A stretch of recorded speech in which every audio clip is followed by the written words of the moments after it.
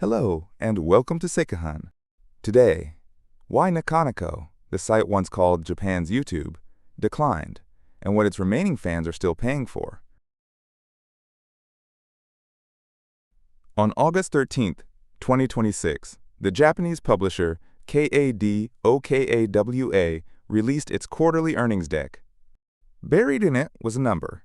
Niconico, Japan's pioneering video site, now has 893,000 paying premium members. That is down roughly 100,000 in a single year. Japanese media ran the story as, Niconico falls below 900,000 subscribers. That framing, by the way, is the media's. The company itself never used it. And here is the twist.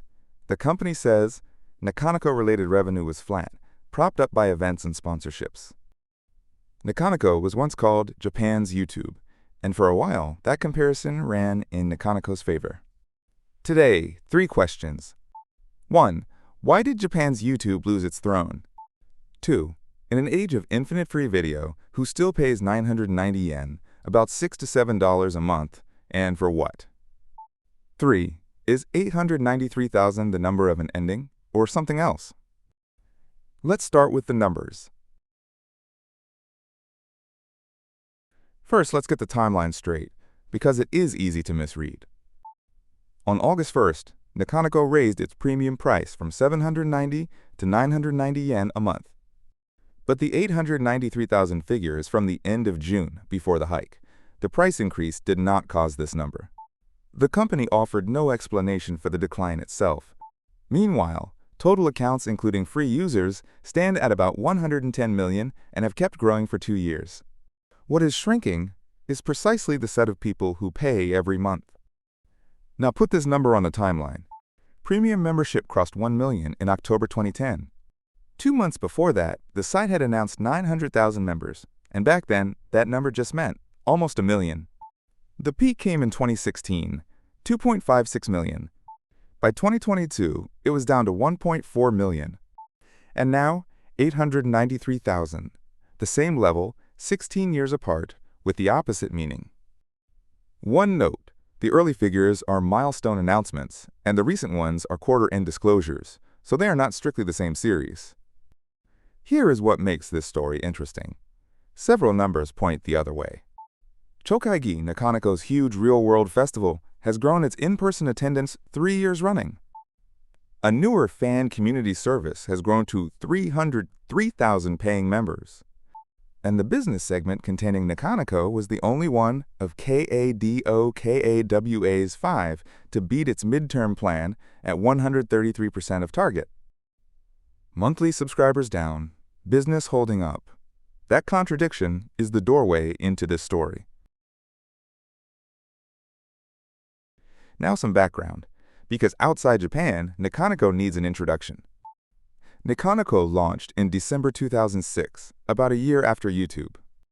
Its defining invention, viewer comments that fly across the video itself, right over the picture. The style is called danmaku, literally bullet curtain, and it means you never watch alone. Every past viewer's reaction shares your screen. A YouTube comment sits below the video. A Niconico comment is part of the video. The point was not to show you a video, but to let you participate in one. That is where the loyalty comes from. The culture exploded in 2007. That August, Hatsune Miku went on sale. Voice synthesizer software sold with a character, letting anyone have a virtual singer perform their song. Songwriters posted originals, singers covered them, dancers choreographed them, all on Niconico in a chain reaction of user-generated creation. Game streaming grew up there too. At one point, nearly half of all uploads were reported to be game-related. The business model was distinctive too. What premium members mostly paid for was the removal of inconveniences, lower video quality at busy hours, or losing your seat in a crowded livestream. On that model, the business turned profitable in 2010. At the time, roughly 75% of its revenue came from membership fees. A video site standing on viewer subscriptions, not advertising. Remember that starting point? It shapes everything that follows. So how did Japan react? When the news broke that Niconico's paying membership had fallen below 900,000, Japanese social media had a surprising take. The number sat in an earnings deck for 2 days before Yahoo News pushed the headline to the general public, drawing nearly 3 million impressions. What follows are Japanese posts from X, translated for this video, a temperature reading from one platform, not public opinion. And the temperature was unexpected. What rose to the top was defense, not mourning. Posts of surprise that so many people still pay outperformed posts, lamenting the decline. The most shared opinion post of the whole cycle was not an obituary. It was a competition argument. Having 900,000 paying subscribers on a homegrown Japanese video site is impressive in itself, the post argued. If Niconico disappears, YouTube gets free rein to push worse ads and to raise its own premium fee with no rival left. The second biggest post came from a fan who studies the company's earnings materials. Niconico, they wrote, has already shifted to sustaining the service without depending on paid membership numbers, so judging it by subscriber count alone feels out of date. Notably, that matches the reading KADOKAWA itself gives in its own strategy documents. The single most repeated reaction across the thread ran the surprise in the opposite direction from the headline. Everyone's saying the same thing, it went. But wait, there are still more than 800,000 people paying for this? The anger, meanwhile, had already happened, 2 weeks earlier, and quietly. Cancellation posts clustered in late July, just before the price increase took effect, small personal farewells rather than viral complaints. One longtime user wrote, "I'd been a premium member for 14 years. It was 525 yen a month when I joined. This price hike is where I cancel. Thank you, Niconico." Defense at the top, farewells at the margins. Keep both in mind for what comes next. Now the core of this video. 3 structural reasons Niconico lost the platform war. Reason 1 is capital. Early Niconico actually ran on top of YouTube, overlaying its comments on YouTube's videos. In February 2007, YouTube cut off its access. 3 months after founding, Niconico had to build and run its own video infrastructure. From then on, server upgrades had to be funded by member fees alone, while YouTube drew on Google's balance sheet. The result, Full HD, arrived on Niconico more than 8 years after YouTube. It was not a lack of effort. The two sides were playing with different orders of magnitude. Reason 2, whose money funds the creators. Surprisingly, Niconico started creator payouts earlier than YouTube did for ordinary users in Japan. But Niconico's fund came from member fees. The size of viewers' wallets was a hard ceiling on what creators could earn. YouTube's fund is the advertising market. As viewing grows, the pie itself grows.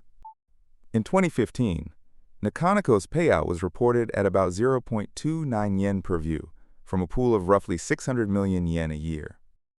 Around the same time, YouTube was running TV commercials in Japan, celebrating creators who made a living on the platform. Streaming costs pointed opposite ways too. On Niconico, extending a live broadcast long required paying points up front. YouTube and Twitch let you stream for free and earn once you succeed. And by the account of Niconico's own management, given years later, the community itself long carried a resistance to creators earning money at all. Reason 3. How new people find you. YouTube had search, related videos, embeds on outside websites, and social sharing. Doors everywhere, opening outward. Niconico's center of gravity was its ranking page. Everyone watching the same trending videos at the same time. That is what created the shared in-jokes and the festival feeling. The cost. There were few paths for an outsider to stumble in. And this was not an accident.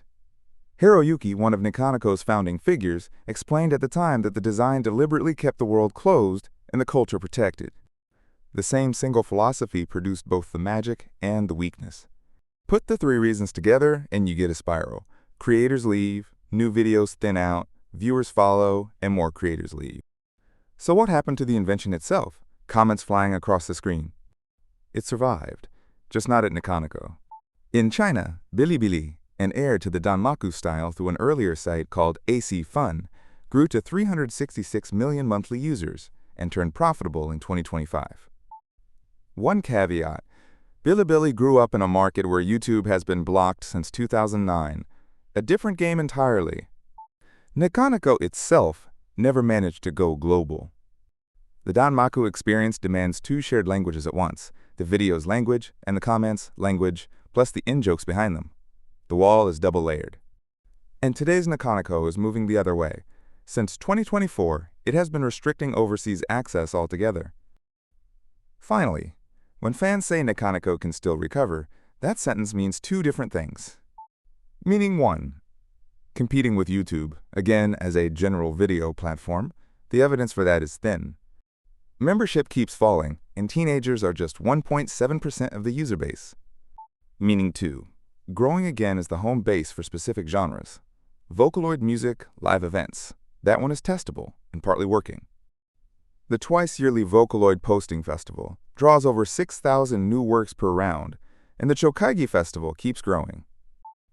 Onto all of this lands the price increase, a bet that higher revenue per member outruns the cancellations it triggers. The company has already missed its own membership recovery targets 2 years running. The verdict arrives in the first post-hike quarterly report. Let's return to our three questions. 1. Why did Japan's YouTube lose its throne? Capital, it could not match, a creator fund capped by member fees, and a beautifully closed world with few doors in. 2. Who still pays 990 yen a month? People staying for an experience that exists nowhere else, watching together with everyone's reactions crossing the screen.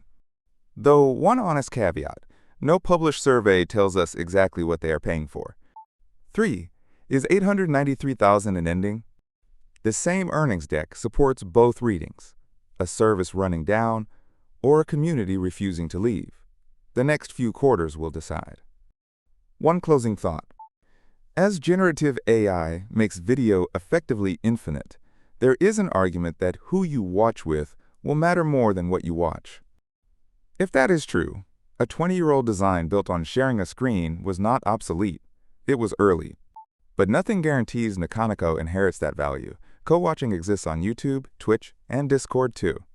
Niconico's 20 years are a record of where Japanese internet culture was born, how it tried to earn a living, and where it stalled. The full analysis and the original Japanese posts with translations are on our blog. The link is in the description. Thank you for watching.